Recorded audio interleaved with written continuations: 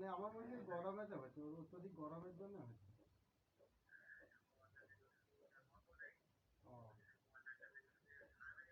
হ্যাঁ, बस इस तरीके না से। আজকে আজকে একটু ठीक है। কম, আজকে আজকে একটু চাঙ্গা হয়েছি, তবুও एक বেরোয়নি चीज আর और কি, है, একটু রেস্ট নিচ্ছি আর কি। अगर कोई रेसिमिक मिक्सचर हो गया, अगर रेसिमिक তোমার मिक्सचर हो তো गया, নাই एनांशियोमर्स বাইরে का তো 1:1 নেই मिक्सचर हो থাকবে। गया, तो ऑप्टिकल रोटेशन 0 डिग्री हो जाएगा। ऑब्वियस सी बात है, दोनों एक दूसरे को काट देंगे, तभी तो वो তুমি रेसिमिक কোথায়? मिक्सचर है। जी हाँ, तभी तो वो रेसिमिक मिक्सचर है। तो अब एक बात बताइए, एक शब्द आता है जिसको हम कहते हैं ऑप्टिकल प्यूरिटी। ये अभी तक तो कॉमन सेंस এমনি बातें चल रही थी, आसान थी, बिल्कुल आसान थी, अब कर पा रहे हैं बिल्कुल। अब सुनिए एक पहली बहुत ही आसान डेफिनेशन ऑप्टिकल তুমি আমরা प्यूरिटी একটু की। দূরে বলো। ठीक है। হ্যাঁ, ये क्या है, क्या क्या डर लग रहा है सन को। मैं दूसरा एक बहुत आसान ওটা एग्जांपल। সকাল করে যদি ठीक, জল থেকে ভাত খেয়ে मान আসো, लो तुम्हारे पास আমাদের 100 তো ग्राम्स ভোর ভোর की উঠাও एक পায় না, তুমি गोल्ड যখন সারা बार বছর है, 5টায় উঠো, एक सोने का তোমার উঠা बिस्किट যাবে है না। आपके আমাদের তো पास 100 7টায় ग्राम উঠে का, मान 3 মাস लीजिए। একটু বেশি अरे কষ্ট वाह হচ্ছে, बहन তার जी, থেকে कितना উঠতে मजा आ रहा হচ্ছে। है, अच्छी बात रख रही है, बढ़िया है। अब और आपको अगर कोई बताता है कि इस गोल्ड बार का वजन तो 100 ग्राम्स है, पर इसमें 90 ग्राम्स जो है वो तो प्योर गोल्ड है, और अगर इसमें 10 ग्राम्स जो है वो कॉपर है। হ্যাঁ, তখন जहां ঘুমাও, से आपको गोल्ड बार তখন प्राप्त हुई है, ঘুমাও। उन्होंने कहा है कि भैया इसमें ऐसा है। अच्छा ठीक है, तो क्या तुम बता सकते हो একদিন ঘোরাতে যেতে হয়েছে, परसेंटेज प्यूरिटी ऑफ गोल्ड कितनी এত বড় होगी? বাইকটা কিনলে বলে বাইক কেনা हैं? হয়নি, আমার সময় হবে। बहुत आसान क्वेश्चन है। अरे 100 ग्राम आपके पास गोल्ड बार है, जिसमें 90 ग्राम तो असली में गोल्ड है और 10 ग्राम उसमें कुछ अनशंट मिला हुआ है, जैसे बता दिया कॉपर मिला हुआ है। तो परसेंटेज प्योरिटी क्या है? जितना है प्योर डिवाइडेड बाय जितना है टोटल इंटू 100, यानी कि 90% प्योर गोल्ड है, 90% प्योर गोल्ड है। और ये कैसे निकाल लिया ये? जितना था प्योर डिवाइडेड बाय जितना था टोटल इंटू 100, ऐसे होता है। ठीक है। ऑप्टिकल प्यूरिटी क्या चीज है? पहले जो फील है वो ले आइए, फिनोमेना क्या है वो ले आइए, फिर उसके बाद एग्जैक्ट डेफिनेशन। ठीक। मान लीजिए किसी ने हमसे कहा कि भैया देखो 2 क्लोरोब्यूटेन खरीदनी है बाजार से, हमने कहा खरीद लो। अब ये 2 क्लोरोब्यूटेन के साथ एक प्रॉब्लम है लाइफ में कि ये कायरल कंपाउंड है। हाँ जी। और अगर ये कायरल कंपाउंड है तो ये ऑप्टिकली एक्टिव भी होगा, बिल्कुल होगा सर। तो हम कहेंगे अब 2 क्लोरोब्यूटेन एक नहीं, दो तरह की हो सकती है। अच्छा कौन सी?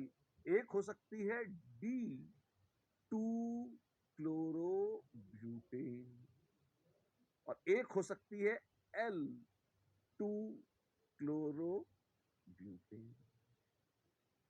ठीक है।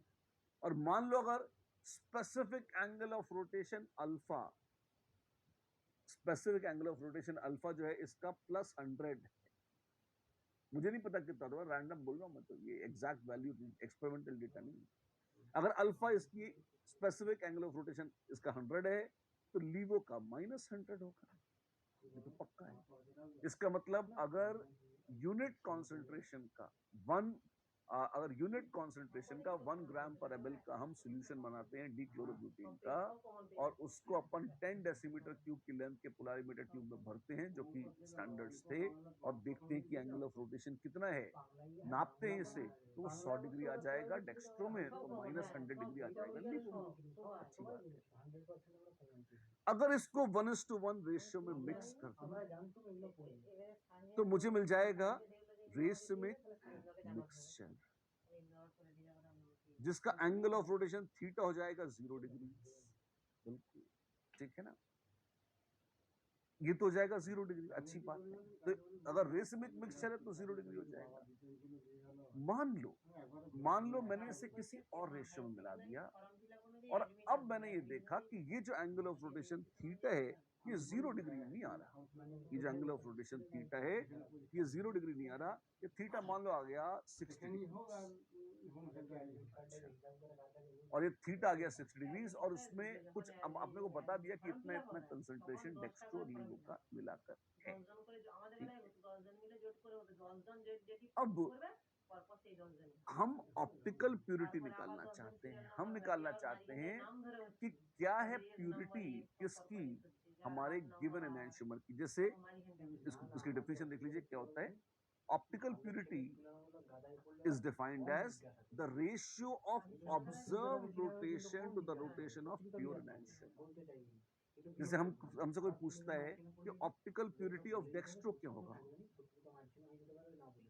Optical purity of D isomer क्या होगी यहाँ पर, तो हम कहेंगे भाई साहब यहाँ फिलहाल दिख रही है 60 डिग्रीज ना, कब, जब डेक्स्ट्रो और लीवो मिलाकर जो है वो है 1 ग्राम पर ml,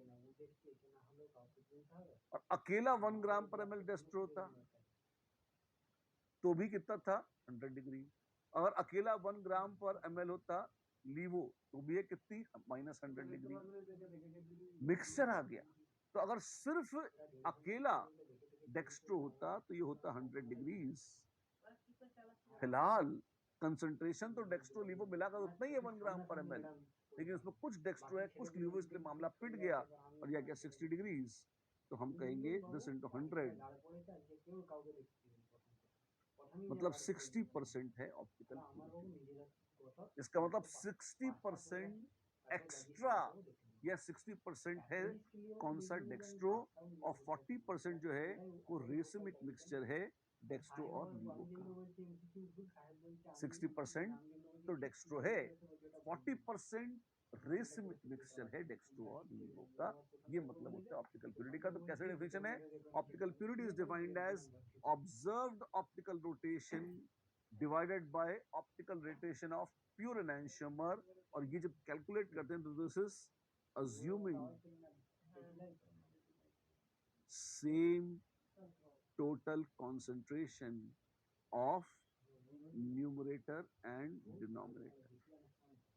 न्यूमरेटर और डिनोमिनेटर में जो जो आइटम है उनका अगर टोटल कंसंट्रेशन सेम है तो थीटा जो सचमुच में है डिवाइडेड बाय थीटा जो तब होती अगर इतना ही कंसंट्रेशन 100% प्योर डेक्स्ट्रो लीवो होता, वो डिनोमिनेटर में into 100, this will give me optical purity.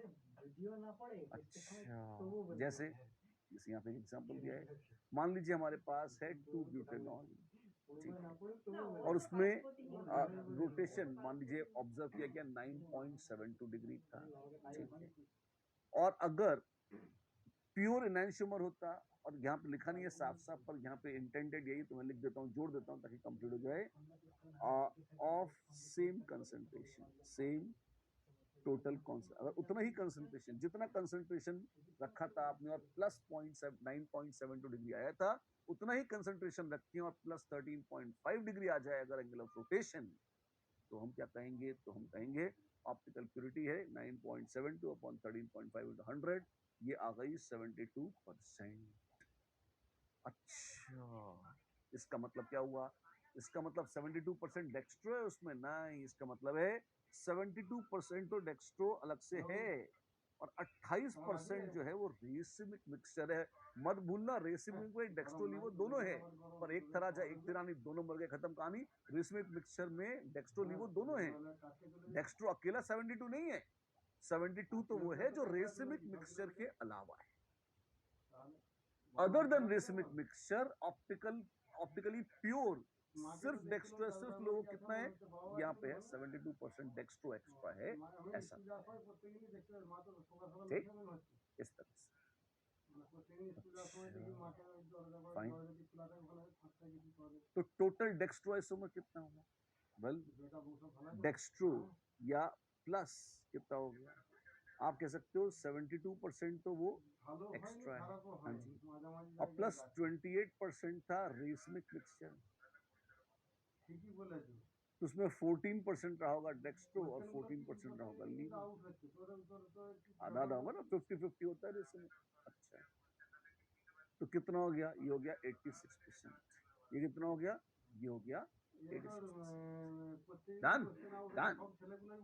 और लीवो कितना है, लीवो 14% है, ये यहाँ आ ही गया था।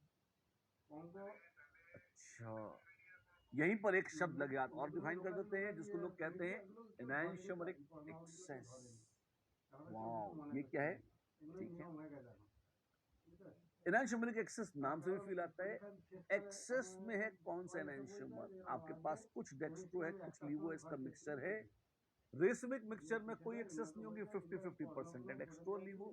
लेकिन अगर डेक्स्ट्रो लीवो में से कोई ज्यादा है, बहुत ही आसान है, अगर डेक्स्ट्रो लीवो में से कोई ज्यादा है तो आप ये देखें, to compute the enantiomeric excess we calculate the excess of predominant enantiomer as percentage of entire mixture. पूरे मिक्सचर का कितना परसेंट एक्सेस, मतलब एक जो प्रीडोमिनेंट एनांशियोमर है वो कितना है। जैसे पिछले एग्जांपल में डेक्स्ट्रो और लीवो में प्रीडोमिनेंट कौन था, डेक्स्ट्रो, तो डेक्स्ट्रो का टोटल उसमें परसेंटेज क्या था। अब जो ऑप्टिकल प्यूरिटी का रिजल्ट आएगा वही एनांशियोमेरिक एक्सेस का, मतलब ध्यान रखना परसेंटेज ऑफ डेक्स्ट्रो नहीं पूछा है, परसेंटेज ऑफ डेक्स्ट्रो था 84%, 86%, सॉरी लास्ट एग्जांपल में। परसेंटेज ऑफ लीवो था 14%। लेकिन अगर आपको याद हो, हमने कहा था 72% तो है डेक्स्ट्रो और 28% है रेसमिक मिक्सचर, 28% है रेसमिक मिक्सचर। अगर 28% रेसमिक मिक्सचर है तो इसमें डेक्स्ट्रो और लीवो ने एक दूसरे को काट डाला, मतलब काट डाला मतलब मॉलिक्यूल नहीं नष्ट हो गए, उनका ऑप्टिकल रोटेशन काट डाला। तो ये तो डेक्स्ट्रो और लीवो इक्वल हो गए। एक्सेस, एक्सेस मतलब एक्स्ट्रा, एक्सेस में डेक्स्ट्रो कितना है, एक्सेस में तो है 72%, तो यही हो गई एनांशियोमेरिक एक्सेस। जैसा डेक्स्ट्रो की एनांशियोमेरिक एक्सेस है 72%, तो सेम ही ऑप्टिकल प्यूरिटी से। हाँ सेम ही है, तुम क्या करें, हम कुछ नहीं कर सकते, है फॉर्मूला लिख रहे हो नीचे। हाँ ये क्या है, mod of B minus L upon D plus L. जी हाँ, पहली बात तो ये साफ कर दो, ये एंगल ऑफ रोटेशन नहीं concentration, concentration of B minus concentration of L upon D plus L. Denominator क्या हुआ, ये तो हो गया total concentration of chiral compound, ये हो गया total concentration of chiral compound. और ये क्या हो गया, ये हो गया एक्सेस ऑफ, अगर डेक्स्ट्रो है तो डेक्स्ट्रो और अगर लीवो है तो लीवो। जैसे इसलिए मॉड क्यों लगाया, यहाँ पर इसका मॉड्यूलस लगाया कि डेक्स्ट्रो लीवो के कंसंट्रेशन में, एंगल ऑफ रोटेशन थीटा में नहीं, कंसंट्रेशन में जो ज्यादा हो वो आ जाएगा। और मजे की बात है थीटा भी उसी के प्रोपोर्शनल होता है, तो उसको फर्क नहीं पड़ेगा, इसको थीटा के टर्म्स में लेते तो भी बैठ जाता है। एक्सेस ऑफ डेक्स्ट्रो,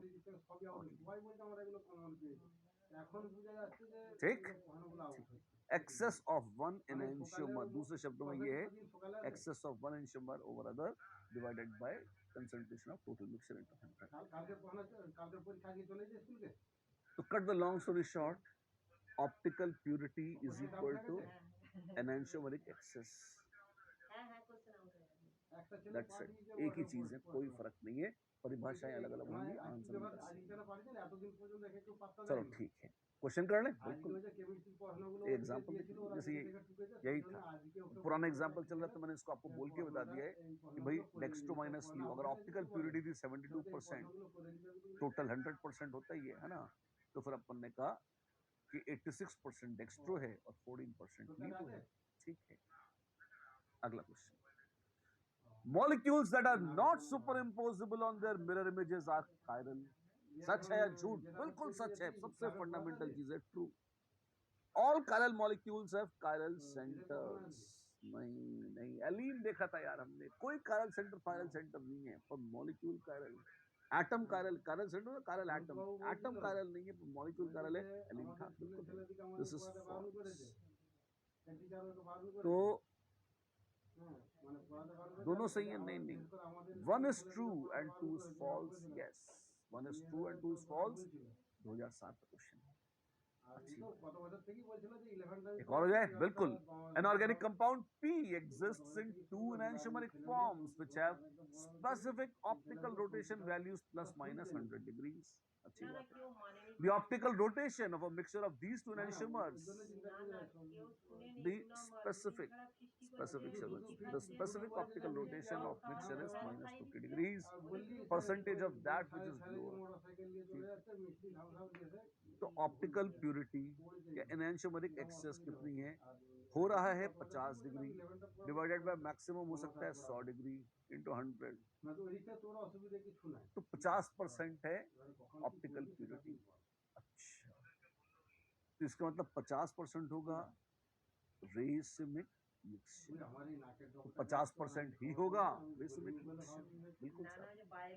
और इसका मतलब उसमें जो है 25% होगा डेक्स्ट्रो और 25% होगा लीवो।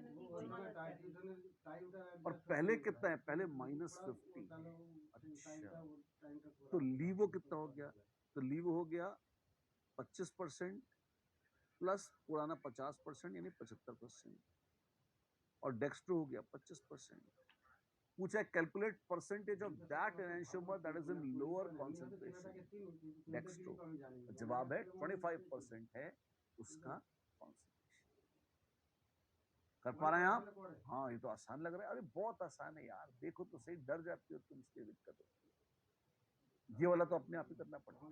कैसे? सब एक जैसे क्वेश्चन है, रिपीटेटिव है, बार बार आ रहे हैं, तो बार बार क्यों करा रहे हो?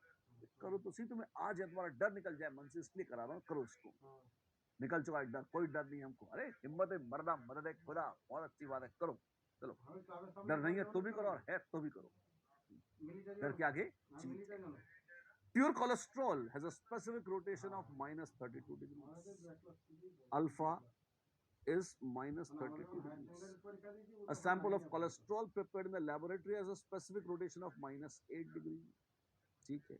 Enantiomeric excess, optical purity, enantiomeric excess एक ही बार है, वो है observed rotation upon ideal rotation into 100।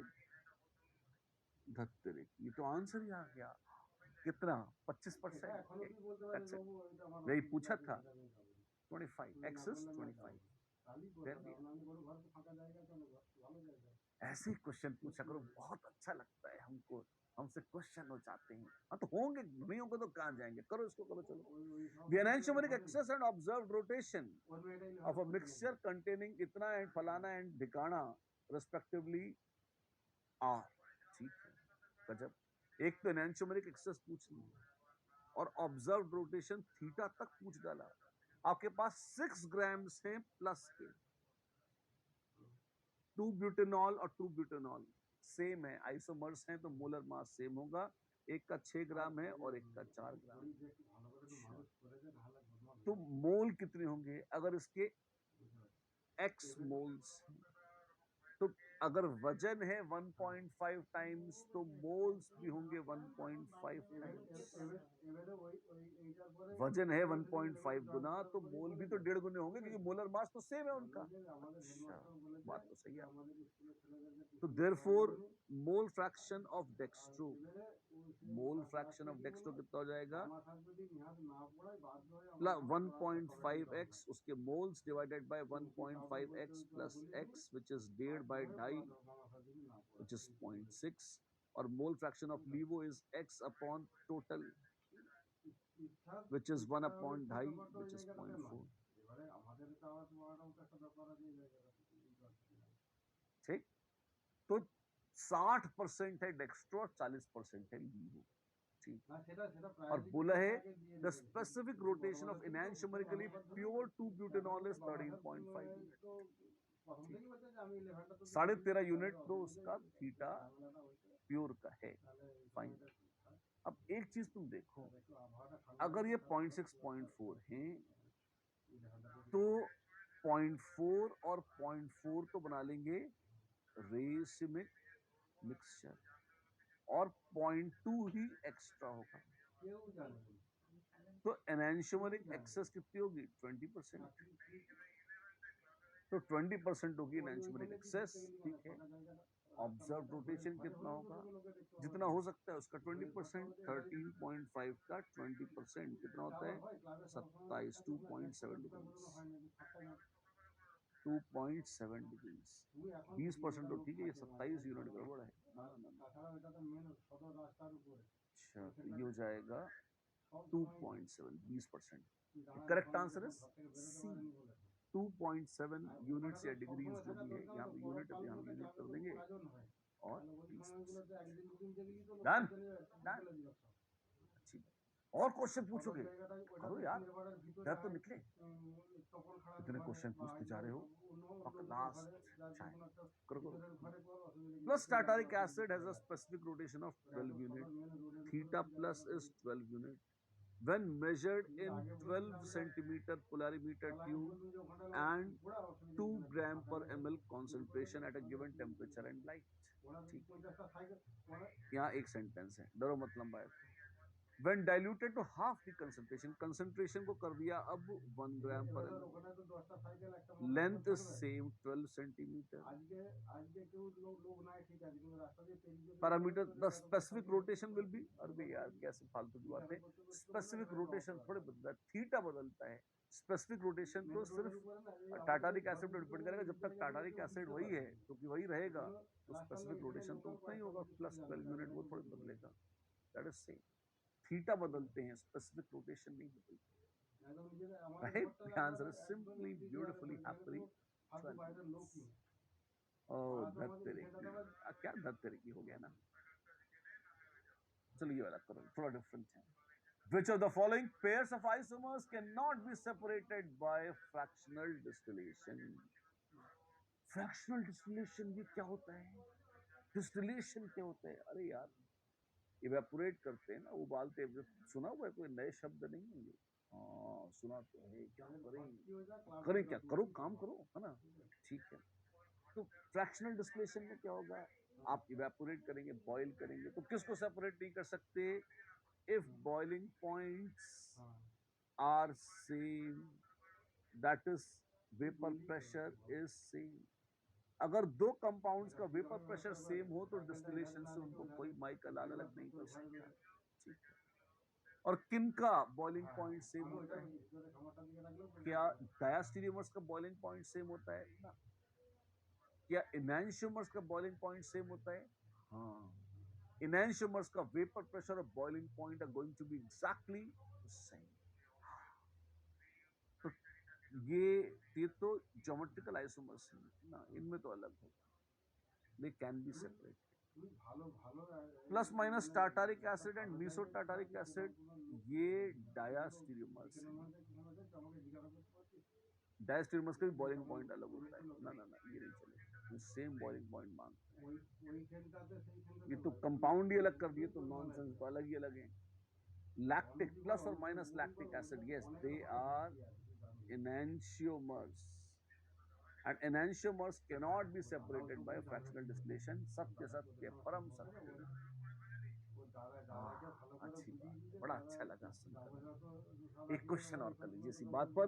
Pure mandelic acid, mandelic acid मैंडलीन जैसा लग रहा है, has a specific rotation of minus 150 degrees. तो theta minus is minus 150 degrees. If a sample contains 60% of minus and 40% of enantiomer in a plus, ठीक है, alpha for this solution is, निकाल लेते हैं, स्पेसिफिक एंगल ऑफ रोटेशन तो same रहेगा minus 150 degree. ये जरूर है कि प्लस वाले का जो कंसंट्रेशन है वो है कितना, 40% और माइनस वाले का कंसंट्रेशन है 60%। तो 40% और 40% तो बना देंगे, ये प्लस और ये माइनस बना देंगे रेसिमिक मिक्सचर। तो 80% हो जाएगा रेसिमिक मिक्सचर, 20% बचेगी एनांशियोमरिक एक्सेस। अच्छा ठीक है ना। तो अगर एनांशियोमरिक एक्सेस है 20% तो ऑब्जर्व्ड रोटेशन अपॉन पूरा फुल प्योर रोटेशन कितना जाएगा, ये आ जाए इंटू 100, ये आ जाए तो आ जाएगा observed rotation will be minus 150 into 0.2 यानी कि माइनस 30। तो alpha specific is minus 150 degrees and alpha actual या थीटा जिसको कह सकते हैं, दिस इज माइनस। दोनों निकाल दिया अपन ने, जो नियत भी अल्फा साफ साफ बताया नहीं है क्या है। हम इस तरह done done done done done done. Which of the following statements is incorrect? फिर से आपके द्वार अगला प्रश्न, diastereomers can be chiral, can they B? हाँ, दे कैन बी कायरल, पर इनकरेक्ट चुनना है, खबरदार बोलो तो देना। Diastereomers can be A chiral, ये भी सही है, कुछ भी हो सकते हैं, तो हो सकता है कायरल हो सकता है नो। जैसे मीजो कंपाउंड्स होते हैं, डायस्टेरियोमर कायरल नहीं भी होते। एनांशियोमर्स के साथ भी जो आपस में एनांशियोमर वो किसी तीसरे के साथ डायस्टेरियोमर बन जाते हैं, खुद कायरल हो सकते हैं, मना नहीं कर सकते। Enantiomers have very similar physical and chemical properties always, similar physical always, yes. Similar chemical properties usually, आमतौर पर सिमिलर हैं, हमेशा सिमिलर नहीं होती बाबू। क्यों हमेशा क्या होता है, हमेशा ये सिमिलर क्यों नहीं होती? अगर किसी कायरल कंपाउंड किसी दूसरे कायरल कंपाउंड से रिएक्ट कर रहे हैं तब नहीं है सिमिलर। अच्छा ऐसा है, जी हाँ ऐसा है। तो फिर क्या ये इनकरेक्ट है? हाँ ये तो इनकरेक्ट ही होता है। तो क्या होगा? तो दिस इज द आंसर।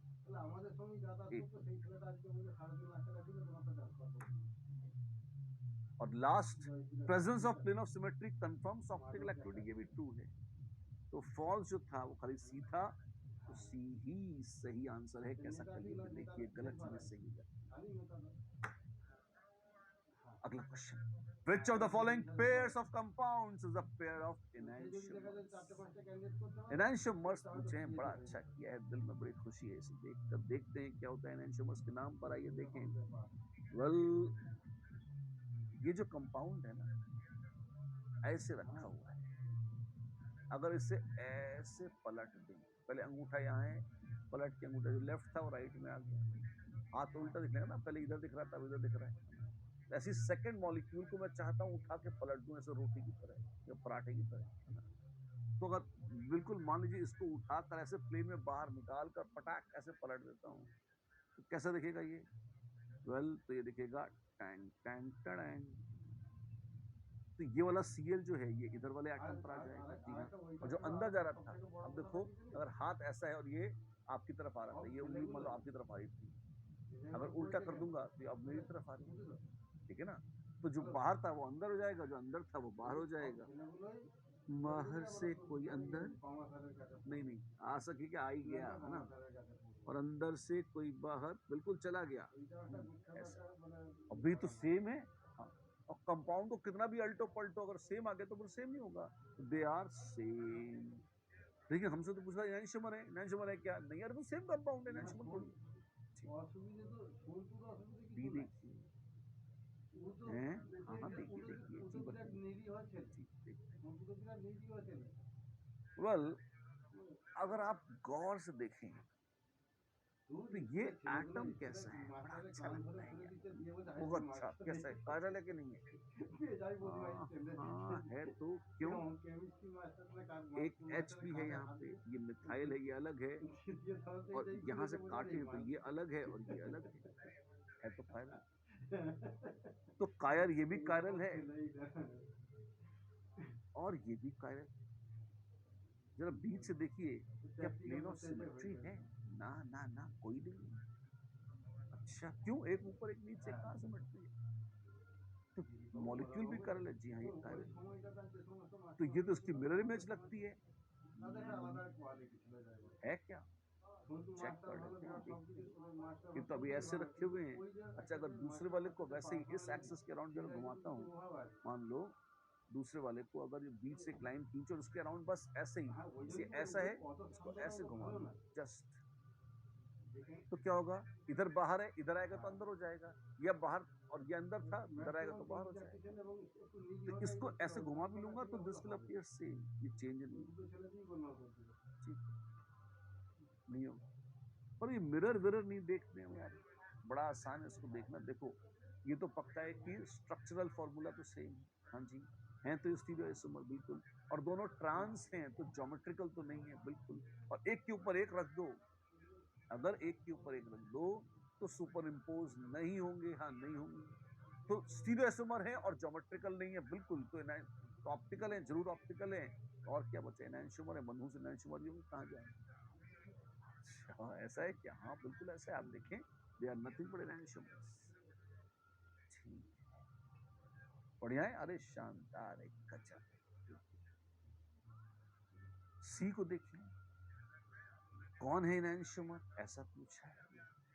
इसमें दुर्भाग्य से देखिए ये प्लेन ऑफ सिमेट्री है, ऐसे रखा हुआ है, इसको ऐसे घुमा दूंगा एक से दूसरा आ जाए, तो ये सेम।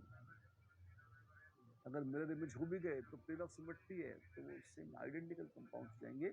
जैसे एनांशियोमर है क्या ना, मॉलिक्यूल लग रही है, एनांशियोमर क्या खाते होंगे। क्या ये एनांशियोमर है, ये कैसा है, देखते हैं। शक्ल से तो दिख रहा है कि ये काफी अलग है। क्यों, क्या अलग है, आप देखो इतना टुकड़ा सेम है, हाँ जी, इतना टुकड़ा अलग है बिल्कुल। तो कुछ भी हो जाए, एनांशियोमर की फीलिंग तो नहीं आती तो नहीं है क्या, है भी नहीं ना धत्ते की, तो बस एक वही एनांशियोमर था। जी हाँ, एक बी ऑप्शन एनांशियोमर थी, बाकी कोई नहीं। ठीक है, यही सही, प्रभु की इच्छा पूरी हो, बिल्कुल वो तो होगी सही, कौन रोकेगा उनको। अच्छी बात है। Which of the following compounds are mesoforms? इनमें मीजो कौन कौन से हैं? मीजो के लिए ऑप्टिकली इनएक्टिव होना बड़ा आवश्यक है। क्या ये प्लेन ऑफ सिमेट्री है ना, ये अड़ जाएंगे नहीं, ये मीजो फिजो नहीं हो सकता। क्या यहाँ पर कोई प्लेन ऑफ सिमेट्री मिथाइल विथाइल एक जैसा है, हाँ ये अड़ जाएंगे ना, ये भी मीजो नहीं। ये सही है, दोनों ही नहीं है। इसको देखो, गौर से देखो इस स्ट्रक्चर को, क्या ये कायरल है? पहली बात, ये प्लेन जो मैंने ये लाइन, इसको लाइन बनाई है, कि ये प्लेन ऑफ सिमेट्री है, हाँ है। और इंडिविजुअल एटम्स को देखिए, क्या ये कायरल है? एच मिथाइल अक्कड़ बक्कड़ कायरल है, और ये कायरल है, कायरल है। क्या दोनों कायरल हैं? दोनों कायरल हैं। अगर दोनों कायरल हैं तो क्या मीजोफॉर्म्स हैं? मीजोफॉर्म्स हैं, मतलब ये जो कंपाउंड है मीजो है, बिल्कुल अवश्य ये मीजो है। क्या हो जाएगा, 1 2 3 4, 3 ओनली, बी मीजो खाली 3 है। और वैसे भी 1 2 तो आउट हो गए थे, तो 3 को ही बचना था, और कुछ होना था, देख सकते हैं आप। And this brings us to configurational isomerism in cumulenes. ये क्या है, क्यूमुलिन्स नई नहीं है आपके लिए। क्या थे क्यूमुलिन्स, मैं याद दिला दूं, अगर सी डबल बॉन्ड सी लगातार चल रहे हो, C double bond C double bond C double धकाधक धकाधक धकाधक डबल बॉन्ड चल रहे हो, इनफैक्ट अगर 2 डबल बॉन्ड भी एक के बाद एक लगातार आ जाएं, तो ये क्यूमुलेटेड डबल बॉन्ड्स हैं, और ये सारा खानदान क्यूमुलिन्स का कहलाता है। ऐसी अल्कीन जिनमें क्यूमुलेटेड डबल बॉन्ड्स हो, वो क्यूमुलिन है। 2 भी आ जाएं तो क्यूमुलिन है, और 3 4 5 जितने आए तो आए, उनका स्वागत है। और क्यूमुलिन्स अगर आपको याद हो, हमने इनमें 2 हिस्से करके बताए थे आपको। हमने कहा था क्यूमुलिन्स में ज्योमेट्रिकल और ऑप्टिकल दोनों तरह का आइसोमरिज्म संभव है, पर अलग अलग केसेस में। कैसे, ऑप्टिकल आइसोमरिज्म कहाँ आता था, जहां काइनेलिटी थी। कहाँ थी, अगर इवन क्यूमुलिन्स थी, जिनमें even number of double bond थे, even number of cumulated double bonds. अगर even number of cumulated double bonds हैं, तो अगर आपको याद हो, जैसे एलीन का बहुत ही क्लासिक केस था, इसमें हमने कहा था ए और बी है यहाँ ऐसे, और ए और बी है यहाँ ऐसे। तो अगर इस तरीके से ए बी और ए बी ऐसे,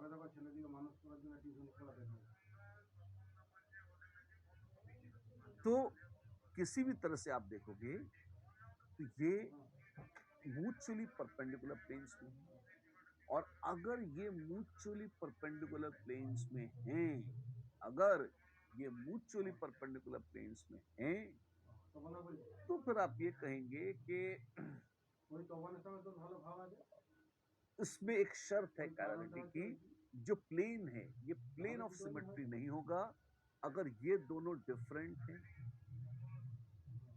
अगर ये डिफरेंट है तो क्या होगा, अगर बीच से काटोगे, अगर इस प्लेन के अलोंग काटना शुरू कर दोगे खच खच खच खच खच, तो ऊपर रह गया ए, ऊपर रह गया नीचे आ गया बी, तो ये प्लेन ऑफ सिमेट्री है। और अगर इस परपेंडिकुलर प्लेन के अलोंग काट रहे हो खच खच खच खच खच खच खच, और यहां से काट डाला तुमने, और एक तरफ ए और एक तरफ बी अलग अलग है, ये डिफरेंट हैं और ये भी डिफरेंट हैं, तब आप पाओगे दोनों में से कोई भी प्लेन प्लेन ऑफ सिमेट्री नहीं होगा। और अगर दोनों में से कोई भी प्लेन प्लेन ऑफ सिमेट्री नहीं होगा, तो इनके अलावा तो कोई प्लेन हो सकता भी नहीं है, और ओवरऑल ये एलीन कायरल हो जाएगा। तो कंडीशन ऑफ कायरलिटी क्या है, बहुत ध्यान से देखो, बहुत ध्यान से। अगर म्यूचुअली परपेंडिकुलर प्लेन में है दो चीजें, ध्यान से सुनना मेरी बात, अगर म्यूचुअली परपेंडिकुलर प्लेन में है दो ग्रुप्स ऐसे, यहां पर दो एंड्स हैं अक्कड़ और बक्कड़, वो अलग हैं, और यहां पर दो ग्रुप्स हैं अक्कड़ बक्कड़, वो अलग हैं, वो बम्बे बो हो नहीं, अक्कड़ बक्कड़ भी हो सकती है, पर एक कार्बन से जुड़े हुए दोनों ग्रुप अलग हैं और दूसरे कार्बन से जुड़े हुए भी दोनों ग्रुप अलग हैं। बस इतना ही चाहिए, अगर इतना हो गया तो एलीन कायरल हो जाएगी। अच्छा, तो C double bond C, condition of chirality is they are different and they also should be different। अच्छा, लेकिन एक चीज बताइए, क्या इनमें क्या रिलेशन है? इनमें नो रिलेशन, इनको देखिए ही मत, ये सेम हो कंफ्यूज करने के काम आते हैं, ना हो फाड़ में जाए, वी डोंट केयर। जैसे कभी कभी लोग ऐसा स्ट्रक्चर क्वेश्चन दे देते हैं कि भाई ये है HCl HCl, अब बच्चे बड़े खुश होते हैं, कहते देखो साहब ये 20 में काट रो, ये H का HCl का Cl प्लेन ऑफ सिमेट्री आ गया। ना ना ना, खबरदार, प्लेनर मॉलिक्यूल थोड़े प्लेन ऑफ सिमेट्री आ गया, ये तो म्यूचुअली परपेंडिकुलर प्लेन्स में है। एक कार्बन से दो ग्रुप अलग हैं, दूसरे कार्बन के दोनों ग्रुप अलग हैं, हाँ भाई हाँ, तो ये कायरल है, हाँ बिल्कुल कायरल है, यही है यही है यही तो है, वो कायरल है, यस। तो इन even cumulines, two mutually perpendicular pi bonds are formed, yes। So groups attached to the terminal atoms are in different perpendicular planes, yes। And if these groups are different, then, and in both the cases they are different, तो ना POS होगा और ना CS होगा, और even cumulines optically active जरूर हो जाएंगे। अच्छा, ऐसी बात है, बिल्कुल। जैसे देखिए इनमें, देखिए महाराज में ना POS है ना COS, तो ये ऑप्टिकली एक्टिव हैं, अवश्य हैं, बिल्कुल हैं। क्यों, ये अलग हो गए, हाँ जी, और ये अलग हो गए, हाँ जी, बस हो गए ऑप्टिकली एक्टिव, और मतलब बड़ी क्या मतलब, अरे तो बहुत अच्छा है ये बिल्कुल अच्छा है, सच। ये तो इवन क्यूमुलिन्स की कहानी थी, और ये इवन क्यूमुलिन्स की शर्त थी। क्या शर्त थी?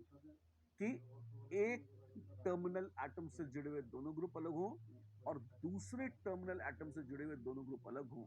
अगर आपको याद हो, अल्कीन्स में यही शर्त थी ज्योमेट्रिकल आइसोमरिज्म की, और एलीन्स में या इवन क्यूमुलिन्स में वही शर्त हो गई कायरलिटी की। अच्छा है, एक और चीज देखिए, मैं आपको याद दिलाना चाहता हूं, सिर्फ मामूली अल्कीन्स नहीं, अगर ऑड क्यूमुलिन्स हैं, मतलब जैसे इसको देखिए, अक्कड़ बक्कड़, और यहाँ पे भी अक्कड़ बक्कड़, ऐसे। अब ऑड क्यूमुलिन्स का स्ट्रक्चर कैसा होता है? ऑड क्यूमुलिन्स का स्ट्रक्चर होता है प्लेनार, उसमें सब सारे एटम फैटम सब एक प्लेन में है। अगर सब एक प्लेन में है तो फिर से सिस और ट्रांस ज्योमेट्रिकल आइसोमरिज्म का उदय होता है। हाँ जी, तो एक तो नो ऑप्टिकल आइसोमरिज्म किसमें? ऑड क्यूमुलिन्स में। क्यों? क्योंकि प्लेनार है, तो जो प्लेन है वही प्लेन ऑफ सिमेट्री हो जाएगा। लेकिन लेकिन लेकिन उसमें ज्योमेट्रिकल आइसोमरिज्म, क्योंकि प्लेन ऑफ सिमेट्री है तो ऑप्टिकली इनएक्टिव है, यस। बट अगर एक कार्बन से अलग अलग दो ग्रुप जुड़े हैं और दूसरे कार्बन से भी अलग अलग दो ग्रुप जुड़े हैं, तो ज्योमेट्रिकल आइसोमरिज्म संभव हो जाएगा, ऑप्टिकल नहीं। राइट? तो GI is possible but optically inactive है। हाँ है, होना चाहिए, कोई दिक्कत नहीं। जो स्ट्रक्चर हमारा कहीं सिस है, मिथाइल उल्टे कर देंगे, ट्रांस हो जाएगा। अच्छी बात, ठीक। तो सर एक बार क्यूमलीन्स की समरी दे दीजिए, क्या है क्यूमलीन्स की समरी? क्यूमलीन की समरी बच्चों है, क्यूमलीन दो तरीके के हैं। कौन से?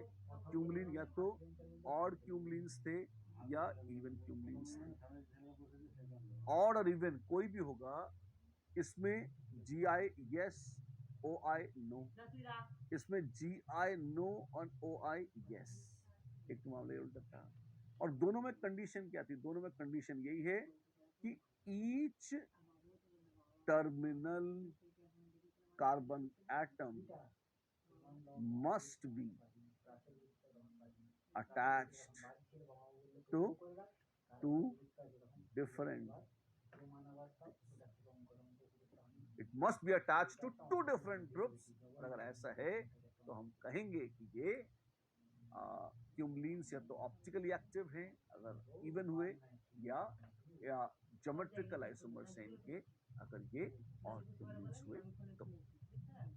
राइट बच्चे लोग, तो ये थी क्यूमलीन्स की कहानी, और यही कहानी आगे पड़ेगी बढ़ानी, और बाकी बची हुई कहानी भी आपको सुनानी। बिल्कुल घबराइएगा मत। अगेन हिम्मत मर्दा मदद खुदा, अगली बार हम आएंगे बाइफेनाइल्स और साइक्लोअल्कलीन्स पर। ये क्या है? ये वैसे ही है जैसा हमने ये पढ़ा है।